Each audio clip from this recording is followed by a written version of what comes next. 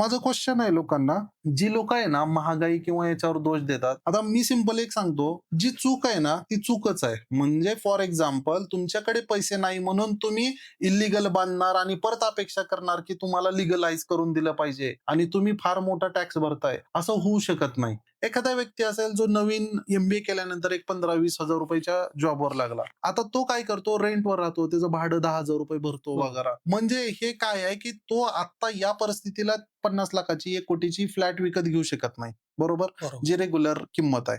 आता याचा अर्थ असा आहे का की त्याने इल्लीगल जाऊन घर बांधावं? नाही. म्हणजेच काय आहे, तुमच्याकडे पैसे नाही म्हणून तुम्ही क्रिमिनल ऍक्टिव्हिटी किंवा चुकीची ऍक्टिव्हिटी करा. असं करणं हे अपेक्षित नाहीये आणि ते नियमांना धरून पण नाहीये. म्हणजे आता मी मागच्या कमेंटमध्ये बऱ्याच लोकांनी असं लिहिलं होतं, सरकारचा चमचा आहे किंवा हे आहे. सरकारचा चमचा किंवा हे असणं नाही. बिंग अन कोच मला अवेअर करणं, लोकांना समजावणं हे माझं काम आहे ॲज अ काउन्सिलर. आणि जर तुम्ही चुकीचं करत असाल तर मी त्याला चुकीचंच म्हणेल. म्हणजे बरेचसे डेव्हलपर किंवा हे मला रूल बायपास करण्यासाठी भेटायला येतात. ज्यावेळेस मी लोकांना भेटायला जातो त्यांचा असं असतं की शॉर्टकट घेऊ आपण याच्यामध्ये आणि काय गरज आहे लोकांना सांगत बसायची किंवा एवढं एज्युकेट करायची. मोठामोठी काय आहे की 10 मध्ये 1 जण जरी त्यामध्ये प्रामाणिक असेल आणि तो बुडणार असेल, तर त्याला आपल्या माध्यमातून, प्लॅटफॉर्मच्या माध्यमातून समजावणं, सांगणं गरजेचं आहे.